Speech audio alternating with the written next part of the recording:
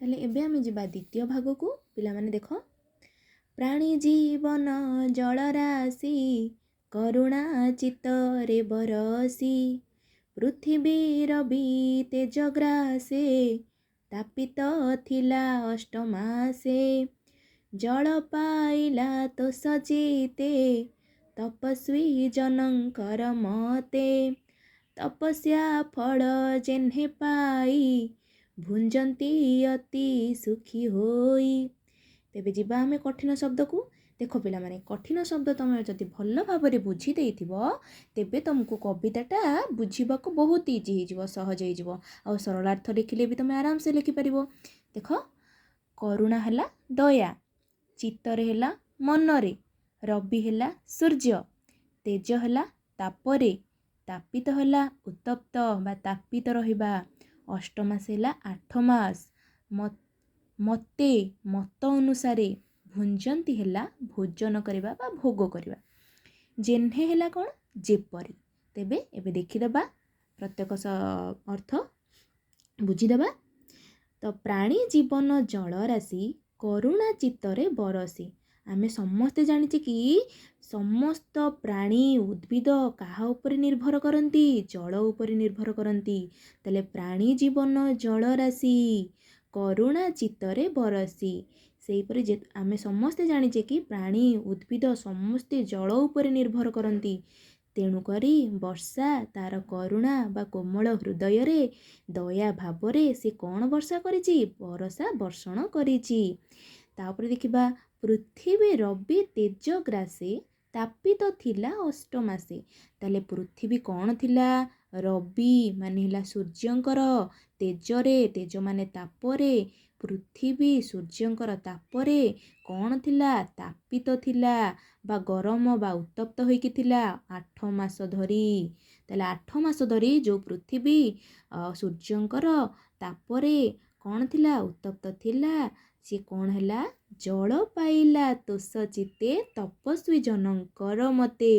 ताले सी जो तापित होइकी बा 8 मासे थिला जल पाइला तोष चिते वर्षा जो तोष चित्तरे बा मन खुशी रे जो जल छाड़िला कौन हैला जेपरी तपस्वी।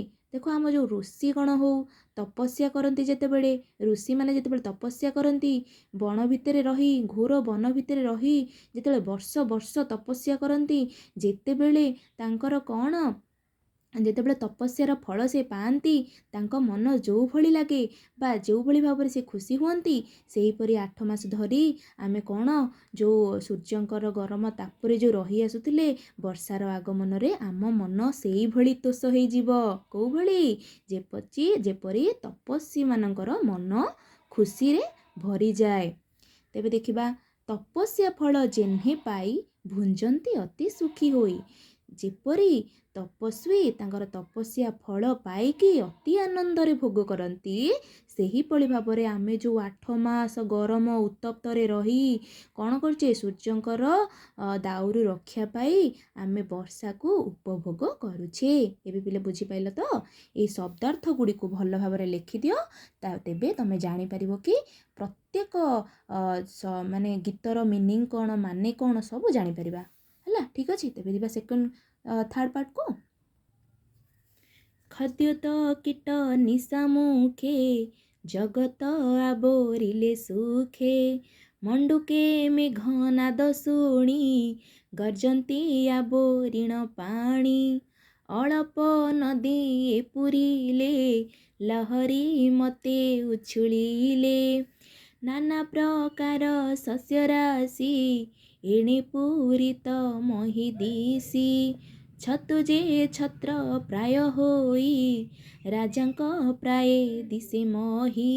एबे जिबा शब्दार्थ को देख पिला माने खाद्य तो माने हैला जुड़जुड़िया पोक निशा हैला राती आबोरिले माने डाकिले मंडुके हैला बेंग माने ताले नाद हैला शब्द नदी हैला नदी गुड़िक पूरित माने हैला पूर्ण छत्र हैला छता गिरी हैला पर्वत शिखे हैला पर्वतर चूड़ी बा अग्रभाग नृत्य करबा माने नाचिबा अतिथि माने बंधु जेसने माने जेपरी फंती हुअंती ମନେ ହେଲା ମନରେ। ଏବେ ଯିବା ବୁଝିଦେବା କବିତାଟାକୁ। ଦେଖ ଦେଖ ଖଦ୍ୟତ କୀଟ ନିଶା ମୁଖେ ଜଗତ ଆବୋରିଲେ ସୁଖେ। ଯେତେବେଳେ ଆମର କ'ଣ ବର୍ଷା ଋତୁରେ ଯେତେବେଳେ ଆମର ଅନ୍ଧାର ବା ନିଶା ବା ଅନ୍ଧକାର ହେଇଯାଏ ବା ଯେତେବେଳେ ଆମର ସନ୍ଧ୍ୟାବେଳ ପଳେଇ ଆସେ, ଖଦ୍ୟତମାନେ ବା ଜୁଡ଼ୁଜୁଡ଼ିଆ ପୋକମାନେ କ'ଣ କରନ୍ତି? ଜଗତ ଆବରିଲେ ସୁଖେ।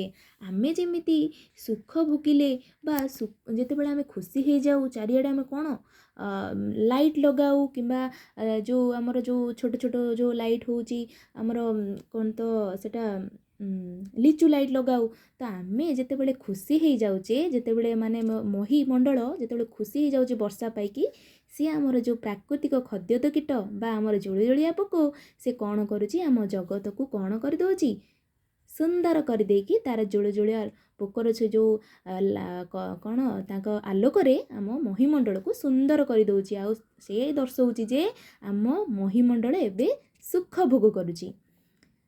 ଯିବା ମଣ୍ଡୁକେ ମେଘ ନାଦ ଶୁଣି ଗର୍ଜନ୍ତି ଆବୋରିଣ ପାଣି। ଆଉ କ'ଣ କରନ୍ତି?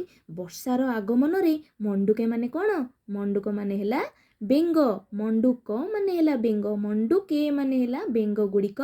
ବେଙ୍ଗ ଗୁଡ଼ିକ କ'ଣ କରନ୍ତି? ମେଘର ନାଦ ଶୁଣି ମାନେ ଯେଉଁ ଘଡ଼ଘଡ଼ିର ନାଦ ଶୁଣିକି କ'ଣ କରନ୍ତି? ଗର୍ଜନ୍ତି ଆବୋରିଣ ପାଣି। ଗର୍ଜନ କରିକି କ'ଣ କୁହନ୍ତି? ଆମକୁ ପାଣି ଦିଅ, ଆମକୁ ପାଣି ଛାଡ଼। କ'ଣ କୁହନ୍ତି? ଆମକୁ ପାଣି ଛାଡ଼। ଅଳପ ନଦୀଏ ପୁରିଲେ ଲହରୀ ମୋତେ ଉଛୁଳିଲେ। ଅଳପ ଯେଉଁ ଆମର ଯେଉଁ ଖରାଦିନେ ଆମର ଯେଉଁ ନଦୀ ନାଳ ସବୁ ଶୁଖି ଯାଇଥିଲା, ଅଳପ ନଦୀ ହେଇଯାଇଥିଲା, ସବୁ ପାଣି ଶୁଖିକି ଅଳ୍ପ ଅଳ୍ପ ପାଣି ହେଇଯାଇଥିଲା। ଅଳପ ନଦୀଏ ପୁରିଲେ, ଯେଉଁ ନଦୀ ଗୁଡ଼ାକ ଅଳ୍ପ ହେଇକି ଥିଲା ବା କମ୍ ପାଣି ଥିଲା ସେଟା ସବୁ ପୁରିଗଲା, ପୂର୍ଣ୍ଣ ହେଇଗଲା। ପୁରିଲେ ମାନେ କ'ଣ? ପୂର୍ଣ୍ଣ ହେଇଗଲା। ଲହରୀ ମୋତେ ଉଛୁଳିଲେ, ଆଉ ବଡ଼ ବଡ଼ ଲହରୀ ଦେଇକି ଉଛୁଳିବାକୁ ଲାଗିଲା ବା ନଦୀ ନାଳ ପୋଖରୀ ପାଣି ଭର୍ତ୍ତି ହେଇକି ଉଛୁଳିବାକୁ ଲାଗିଲା। କାହାର ଆଗମନରେ? ବର୍ଷାର ଆଗମନରେ। ତେବେ ଦେଖ ନାନା ପ୍ରକାରେ ଶସ୍ୟ ରାଶି ଏଣେ ପୂରିତ ମହି ଦିଶି। ନାନା ପ୍ରକାରର ଶସ୍ୟ ରାଶି କ'ଣ? ଆମର ବର୍ଷାର ଆଗମନରେ ଭିନ୍ନ ଧରଣର ଶସ୍ୟ ରାଶି କ'ଣ ହୁଏ? ଚାଷ କରାଯାଏ।